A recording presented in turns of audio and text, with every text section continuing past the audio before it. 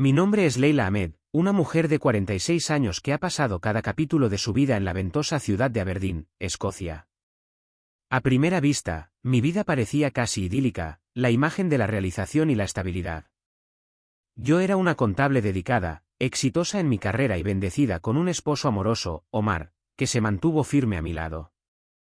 Juntos, criamos a nuestros 3 hermosos hijos, Sofía, de 14 años, con su mente curiosa y su corazón tierno, Amir, de 11 años, cuya energía juguetona podía iluminar el día más oscuro, y la pequeña Lina, de apenas 8 años, con una sonrisa que podía ablandar hasta los corazones más duros. Nuestra familia se construyó sobre una base de amor, entrelazada profundamente con la fe. Para mí, el Islam era mucho más que un sistema de creencias, era mi esencia, mi brújula y el ritmo de mi vida. Abrazaba las oraciones diarias con devoción, ayunaba durante el Ramadán con una determinación inquebrantable y hacía donaciones a la caridad con la misma naturalidad con que respiraba.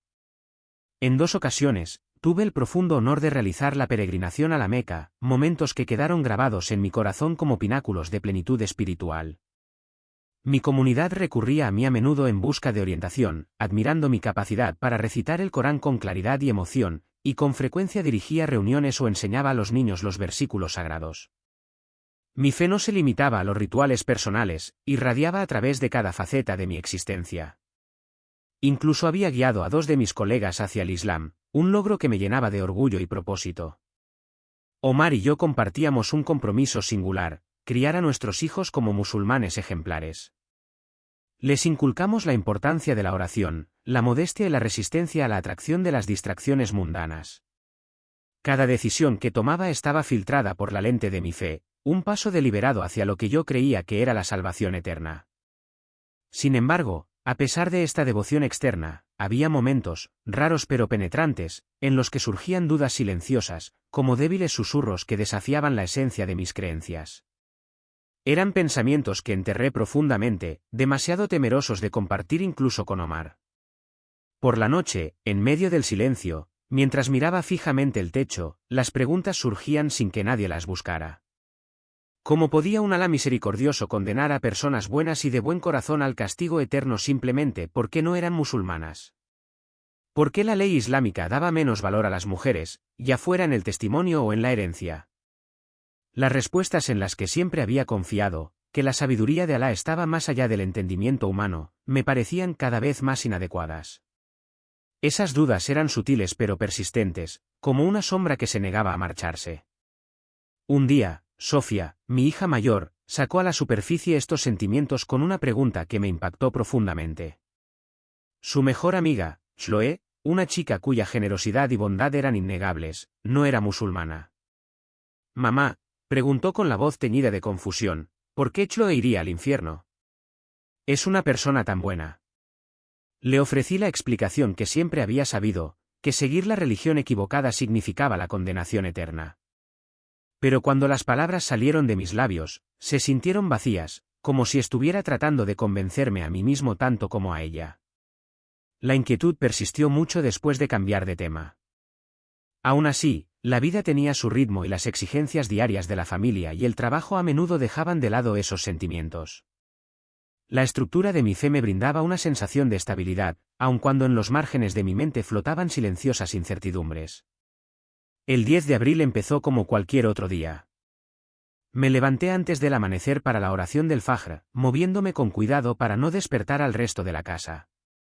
Después, preparé el desayuno, asegurándome de que Sofía tuviera sus libros escolares, que Amir no se hubiera olvidado su lonchera y que el cabello de Lina estuviera bien peinado. Omar me besó en la mejilla antes de ir a trabajar y yo preparé mi maletín para una reunión de contabilidad que tendría esa misma mañana en Dundee. Era un día primaveral, raro y luminoso en Aberdeen.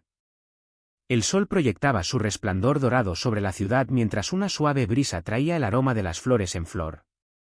Mientras conducía hacia la oficina, sentí una oleada de gratitud por la vida que tenía. El Corán sonaba suavemente en el estéreo del auto y sus versos calmaban mis pensamientos. Por un momento, la vida se sintió inquebrantablemente segura. Pero cuando me acercaba a la autopista, un camión grande que transportaba un cargamento de tubos de acero atrajo mi atención. Las correas que los sujetaban parecían gastadas, deshilachadas por el uso. Sentí inquietud, pero la descarté y me concentré en las tareas que tenía por delante: planificar las comidas para el Ramadán, asistir a las conferencias de la mezquita y equilibrar las exigencias del trabajo y la familia. Las dudas persistentes sobre mi fe parecían distantes, eclipsadas por la urgencia de la vida diaria. Aún así, no podía quitarme de la cabeza la sensación amenazante que sentía mientras iba detrás del camión. Mis instintos me decían que algo no iba bien. En un instante, todo cambió. El camión chocó contra un pequeño bache y vi que las tuberías de acero se movían peligrosamente. Mi corazón se aceleró. Antes de que pudiera reaccionar, una de las correas se rompió con un crujido agudo y las tuberías cayeron hacia adelante. Una ráfaga de viento las hizo volar por los aires y giraron como misiles hacia mí. El tiempo se ralentizó hasta convertirse en una pesadilla. Pisé a fondo los frenos, pero los escombros eran inevitables. Una tubería brilló a la luz del sol mientras se dirigía hacia mi parabrisas. El impacto fue ensordecedor, una cacofonía de cristales rotos y metal retorcido. Mis manos agarraron el volante mientras el coche patinaba violentamente. Mi último pensamiento fue un susurro desesperado de la Saada, La ilaha illallah, Muhammadur Rasulullah. Entonces, la oscuridad me envolvió. Cuando abrí los ojos, ya no estaba en mi coche, o al menos no de la forma en que esperaba. Me quedé flotando sobre los escombros, observando cómo los paramédicos trabajaban frenéticamente para sacarme del metal destrozado. El conductor del camión caminaba de un lado a otro cerca, con el rostro destrozado por la angustia, mientras una pequeña multitud de espectadores murmuraba en voz baja. Curiosamente, no sentí miedo ni dolor. En cambio, sentí un profundo desapego, como si fuera un observador de la tragedia de otra persona. Mi cuerpo, derrumbado entre los escombros, parecía un recuerdo lejano, irrelevante e ingrávido. Entonces llegó la luz. Comenzó como un suave resplandor que me envolvía con calidez y paz. Luego fue creciendo, no cegándome, sino volviéndose viva, vibrante y profundamente reconfortante. El amor que irradiaba era puro, incondicional e ilimitado, un amor que no se parecía a nada que hubiera conocido antes. A medida que me acercaba, sentí que las cargas se aliviaban, las preocupaciones, los miedos, las dudas, y todo se disolvía en claridad y aceptación. No me juzgaban, solo me invitaban a acercarme. La luz se sentía como una parte de mí que había perdido hacía mucho tiempo, algo que había anhelado sin siquiera darme cuenta. Y entonces lo vi. Bañado en una luz radiante que parecía trascender los límites de este mundo, había una figura que reconocí al instante, aunque no hubiera podido explicar cómo. Era Jesús. Sin embargo, no era el Jesús del que me habían hablado en el Islam, el profeta Isaías, un hombre de profunda sabiduría y virtud, sino un simple mensajero de Dios. No, esto era algo mucho más allá de todo lo que había imaginado. Su presencia emanaba una majestad y una autoridad tan absolutas que no dejaba lugar a dudas. No era simplemente un profeta, era el Señor. Esta constatación me invadió con una certeza que trascendió los límites de la lógica o del lenguaje. Cuando sus ojos se encontraron con los míos, sentí una mirada implacable que me atravesó todo el cuerpo. Era como si lo viera todo, cada pensamiento que había tenido, cada acción que había realizado, cada miedo y duda que había ocultado incluso a mí misma. Sin embargo, en lugar de juicio o condena, lo único que sentí fue una abrumadora sensación de amor, puro, inmaculado y abarcador. Era un amor tan profundo, tan asombroso en su profundidad, que me hizo caer de rodillas. No de terror, sino de asombro. No hablaba en el sentido convencional, pero la comprensión fluía dentro de mí como si mi alma misma estuviera absorbiendo la verdad. Era como si me estuviera mostrando, no diciéndome, la realidad de quién era él, de quién era yo y de la verdad última que superaba todo lo que yo había creído. En ese momento, las doctrinas a las que me había aferrado, los rituales que había practicado y las certezas que habían formado los cimientos de mi vida comenzaron a desmoronarse. Frente a esta verdad infinita, se sentían tan pequeñas, tan incompletas. Era como si hubiera vivido toda mi vida en la sombra y ahora, por primera vez, estuviera entrando en el pleno resplandor de la luz. Y en esa luz, sentí algo que nunca había conocido realmente: libertad. La luz que lo rodeaba se hizo aún más brillante, iluminando todo con una claridad que trascendía la vista física. Estando en su presencia, sentí como si mi vida quedara al descubierto, no con crueldad, sino con precisión. Cada parte de mi existencia quedó expuesta y Jesús comenzó a revelármela, no como recuerdos fragmentados, sino como una narración perfecta que se desarrollaba con perfecta claridad. Vi cada momento que había vivido, hasta el más mínimo detalle. Pero no se trataba solo de los acontecimientos en sí, podía ver mis pensamientos, mis motivaciones, el orgullo y el miedo ocultos detrás de mis acciones. En esta honestidad sin filtros, reviví mis momentos de devoción, oraciones fervientes, ayunos disciplinados y esfuerzos incansables por enseñar a otros sobre el Islam. Sin embargo, al mirar más de cerca, vi que gran parte de lo que yo creía que era fe estaba contaminado por el orgullo. Recordé las veces que había juzgado a los demás, suponiendo que su valor se reducía simplemente porque no compartían mis creencias. Había descartado la bondad y la sinceridad de los no musulmanes como algo intrascendente, viéndolos a través de la lente de la arrogancia espiritual. Me vi enseñando a mis hijos que quienes no recitaban la Shahada estaban condenados, perpetuando la misma rigidez que yo había heredado. Cada revelación me dolía profundamente, pero la mirada de Jesús permaneció firme, llena de amor y dolor, no por él mismo, sino por el dolor que yo me había causado a mí misma y a los demás. Luego, las revelaciones se hicieron más profundas. Jesús comenzó a mostrarme los orígenes del Islam, y la versión purificada que yo conocía se desmoronó ante mis ojos. Vi a Mahoma en la cueva de Hira, encontrándose con lo que él creía que eran revelaciones divinas. Pero en lugar del ángel Gabriel, vi entidades oscuras y engañosas envueltas en una luz falsa. Su influencia era insidiosa y alimentaba a Mahoma con ideas que distorsionaban las verdades para convertirlas en un engaño cuidadosamente construido. Fui testigo de momentos de la vida de Mahoma con una claridad que no podía ignorar. Sus dudas, sus justificaciones y sus luchas quedaron al descubierto. Los acontecimientos que yo había racionalizado, el matrimonio con Aisha, las redadas, el silenciamiento de los críticos, se presentaron con duras implicaciones morales que ya no podía ignorar. La religión que había defendido tan ardientemente se reveló como un sistema que esclavizaba a sus seguidores a rituales y reglas, desviándolos de la verdadera comunión con Dios. A medida que las revelaciones continuaban, comencé a ver el vacío espiritual de las prácticas que había apreciado. Los 5 pilares del Islam, que alguna vez fueron la base de mi fe, se revelaron como rutinas vacías. Mis oraciones realizadas meticulosamente se revelaron como repeticiones vacías dirigidas a una deidad distante e incognoscible. El ayuno durante el Ramadán, que yo creía que purificaba mi alma, ahora parecía un ejercicio físico que enmascaraba mi hambre espiritual más profunda. Incluso el Hajj, que yo había considerado como el acto supremo de devoción, apareció como un lugar de profunda oscuridad espiritual, donde los fieles sinceros perpetuaban sin saberlo su propia esclavitud. Una de las revelaciones más impactantes fue la del hiyab. Durante años lo había llevado fielmente, creyendo que simbolizaba la obediencia y la pureza, pero ahora lo veía como un velo espiritual, una barrera que me impedía ver la verdad de la salvación. No representaba solo un trozo de tela, sino las capas de falsedad que habían nublado mi comprensión del amor y el sacrificio de Jesús. A pesar de todo esto, Jesús se mantuvo firme, su amor inquebrantable.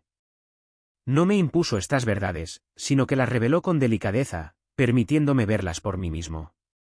El dolor de darme cuenta de esto fue intenso, pero estuvo acompañado de una sensación indescriptible de liberación.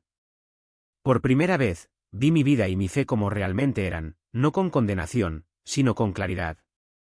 En esa claridad, comencé a comprender la profundidad del amor de Dios y la sencillez de la salvación, un regalo que había pasado por alto toda mi vida.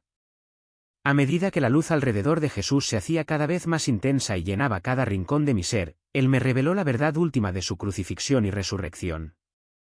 No fue una simple visión, sino una experiencia profundamente envolvente que trascendió el tiempo y el espacio. Lo vi en la cruz, con su cuerpo destrozado bajo el peso del pecado de la humanidad. Sentí su agonía, no solo el tormento físico, sino la carga espiritual de estar separado de Dios Padre. Sin embargo, incluso en este dolor insoportable, su amor irradiaba con tal pureza y abnegación que me abrumaba. En ese momento, finalmente comprendí la profundidad de su sacrificio, un amor tan ilimitado que tenía el poder de redimir incluso a alguien como yo. No se trata de la historia de un hombre acusado injustamente ni de un profeta incomprendido en su época. No, se trata del Salvador del mundo, de aquel que, con un propósito deliberado, entregó su vida por la redención de la humanidad. Su sacrificio no fue un accidente trágico, sino una decisión divina de ofrecer salvación a todos los que creyeran en él. Entonces, fui testigo de la resurrección, no como un acontecimiento lejano de la historia que antes había ridiculizado, sino como una realidad poderosa e innegable. Jesús, en toda su gloria, resucitó de entre los muertos, conquistando la muerte y el pecado de una vez por todas. La magnitud de esta victoria resonó en el reino espiritual como el sonido de una trompeta, una declaración del amor inquebrantable de Dios y su justicia perfecta. La resurrección no fue solo un momento en el tiempo, fue el punto de inflexión de toda la historia humana. Las creencias que antes tenía tan firmemente arraigadas en el Islam, la idea de que Jesús era simplemente un profeta y no había muerto en la cruz, se desmoronaron ante esta revelación. Ahora veía claramente que negar su muerte y resurrección era la mayor mentira jamás dicha, un engaño cuyo objetivo era apartar a la humanidad del camino de la salvación. No era solo un malentendido teológico, era la base misma de la oscuridad espiritual que me había mantenido ciego durante tanto tiempo. Mientras estaba allí, conmocionada por la abrumadora verdad de lo que había presenciado, Jesús comenzó a revelarme otro misterio, la naturaleza de la Trinidad, algo que yo había rechazado durante mucho tiempo e incluso considerado blasfemo. Pero en lugar de explicarlo con palabras o lógica humana, me permitió experimentarlo por mí misma.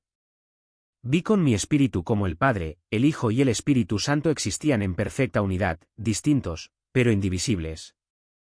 No era el concepto caótico y politeísta que me habían enseñado a temer, sino más bien una verdad profunda y armoniosa, hermosa más allá de toda medida. El amor del Padre, el sacrificio del Hijo y la guía del Espíritu Santo no fueron acciones separadas, sino expresiones de una sola esencia divina. La Trinidad no era algo que se pudiera evitar o burlar, era el fundamento mismo de la relación de Dios con nosotros. Fue a través de esta naturaleza trina que el amor, la justicia y la misericordia de Dios se derramaron sobre el mundo. Luego vino otra revelación que me atravesó profundamente el corazón. Jesús empezó a mostrarme cómo la escatología islámica, las enseñanzas sobre el fin de los tiempos, había sido cuidadosamente elaborada para engañar a millones de almas. Vi cómo la versión islámica de Jesús, Isa, no era más que una falsificación retorcida, un impostor creado para preparar a los musulmanes para que rechazaran al verdadero Cristo cuando regresara. En el Islam, se presentaba a Isa como el hijo del profeta Isa que volvería para abolir el cristianismo y conducir a los musulmanes a la victoria, una narrativa que se oponía rotundamente a la verdad de la segunda venida de Jesús. No se trataba de una simple diferencia teológica menor, sino de un engaño calculado para mantener a poblaciones enteras en la oscuridad cuando llegara el momento de los verdaderos acontecimientos proféticos. Era una falsedad tan profundamente arraigada que tenía el poder de cegar a generaciones enteras ante la verdad. El peso de estas revelaciones se hizo cada vez mayor, pero lo que vino después me dejó conmocionado hasta lo más profundo. Jesús me mostró una visión del tormento de quienes habían muerto creyendo en el Islam. No era un castigo por su sinceridad o devoción, sino la consecuencia natural de rechazar la verdad. Vi almas atrapadas en un estado de angustia indescriptible. Sus gritos de misericordia resonaban en los cielos, llenos de arrepentimiento y desesperación. Esas almas habían vivido sus vidas con una fe profunda, creyendo que estaban sirviendo a Dios, solo para darse cuenta, demasiado tarde, de que habían sido engañadas. Al mirar entre esas almas, vi rostros que conocía, amigos, familiares e incluso líderes religiosos a quienes una vez había tenido en alta estima. Uno de esos rostros era el de mi tío, un hombre que había dedicado su vida a enseñar y memorizar el Corán. Vi la angustia insoportable en sus ojos cuando llegó a comprender el peso de su incredulidad y las innumerables vidas que había influenciado en la dirección equivocada. Su sufrimiento no se debía solo a su propia pérdida, sino a saber que había llevado a otros por el mal camino. El dolor en su corazón era un agudo recordatorio de lo graves que son realmente las consecuencias de rechazar la verdad. Pero a pesar de todo esto, el amor de Jesús permaneció constante. Su corazón se quebró por esas almas, no por ira, sino por un profundo anhelo de que conocieran la verdad. Sentí que su amor se extendía también a mí, un recordatorio de que, a pesar de mis errores y malentendidos pasados, Él me había traído a este momento de claridad para que pudiera aceptar su regalo de salvación. Estas revelaciones no eran simplemente nuevas verdades que reconocer, eran un llamado a la acción. Comprendí que la vida que había vivido, la fe que había defendido con todas mis fuerzas, estaba construida sobre un cimiento de mentiras. Sin embargo, Al estar a la luz de Jesús, comprendí que esta verdad no tenía el propósito de destruirme, sino de liberarme. No se trataba de condenar mi pasado, sino de abrazar la libertad que venía con el conocimiento de la verdad que tenía el poder de transformarme, redimirme y conducirme a una nueva vida.